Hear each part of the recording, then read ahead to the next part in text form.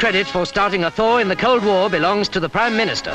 Independently, Mr. Macmillan went to Moscow, knowing that further stalemate might bring disaster unparalleled. And though few at the time thought good would come of it, the Moscow trip gave the first lift to the Iron Curtain. Also going there independently, Lord Montgomery had a heart-to-heart talk with Mr. K. He went unofficially, but probably did some good where plain speaking is respected.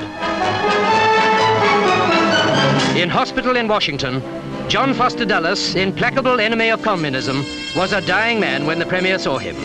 An honest man, Dulles, sometimes forgetting perhaps that politics are never more than the science of the possible. When Eisenhower came to Britain, no longer with Dulles at his elbow, he began his own efforts to end the Cold War. He was a most welcome guest at Balmoral of the Queen. Her Majesty had already told him she was expecting a baby in the new year. A pleasing reminder, this happy news, that life goes on regardless of international politics. Jointly with the Queen, the President opened the St. Lawrence Seaway. One of man's biggest achievements, it virtually brings the Atlantic seaboard to the heart of the North American continent. Proof also that life holds far more than high politics. And the air holds more than rockets. A service round the world in 80 hours by Comet and Britannia was begun by B.O.A.C. In terms of travel time, how the world shrinks. On the new route, Tokyo had one topic, the royal wedding. Westernized, defeat apparently forgotten, the 9 millions in the Japanese capital still look towards the royal palace with religious awe. The Crown Prince married a commoner, the first such marriage in Japan's long history. As they drove through the city after the wedding, all Tokyo rejoiced. All, that is, except one fanatical anti-royalist. He got short shrift.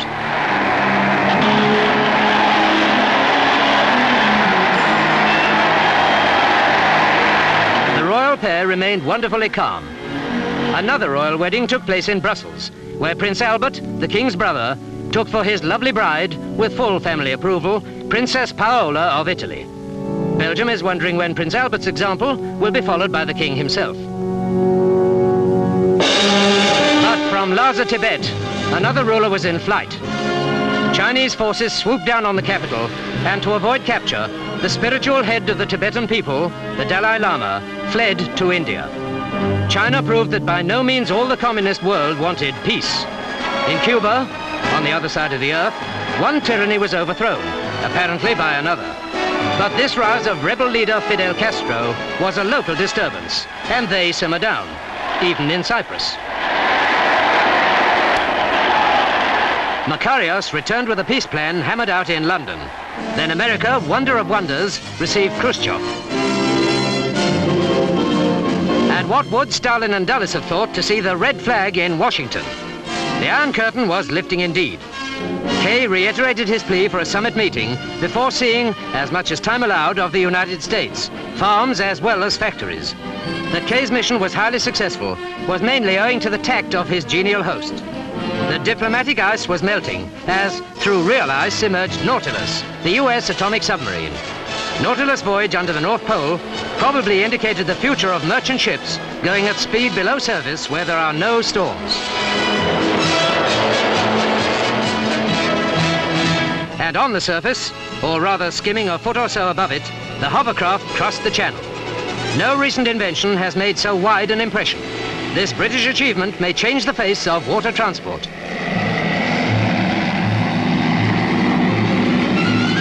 To surface-bound drivers, the M1 was the shape of many such roads to come.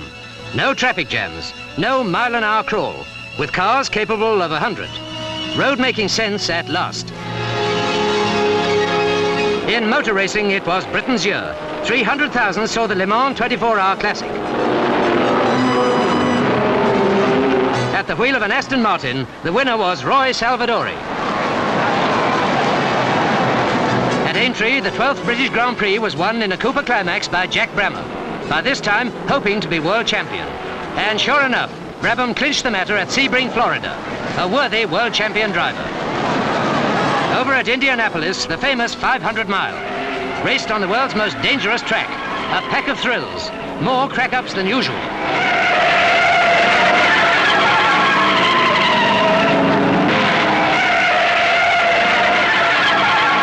water, needless to say, Donald Campbell remained undisputed king, raising the record this time to 260 miles an hour.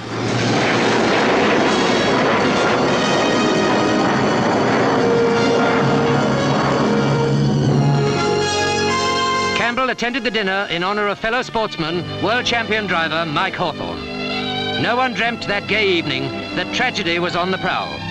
In a road crash only a day or two later, Mike Hawthorne, the gay cavalier, was killed. Another great sportsman fated was Billy Wright, now retired after playing for England 105 times. Billy Wright, very much with honor in his own country. But every paper by this time mentioned the summit. President Eisenhower, no longer held back by Dulles, was willing to take part with his allies in a top-level meeting with Khruschev. But who would represent Britain? Macmillan declared the nation. The general election returned the government to power with an increased 100 majority. So, still at number 10, the Prime Minister was Great Britain's Man of the Year. And across the Channel, 1959 was the year of President de Gaulle. Difficult in negotiation, impossible to bluff or intimidate, he has given France political stability and made her once more a power to be reckoned with. When Eisenhower called at Paris on his way home, de Gaulle discussed the Western summit he was insisting on before the summit proper. Not an easy man, de Gaulle, but not one to ignore.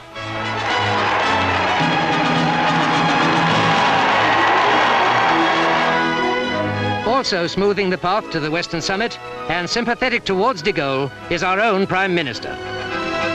Meanwhile, man's eyes were fixed on the moon.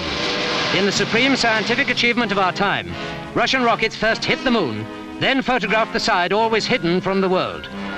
But as man's fate is settled on Earth, not yet in space, the summit meeting is the political objective. And Western unity, without which there would be little hope, was underlined at Chequers, and then, with his wartime colleagues at the US ambassador's residence, Ike was host. They all knew that Eisenhower, Macmillan and Khruschev can remove fear, banish war, and lead the world to its just inheritance, a lasting peace.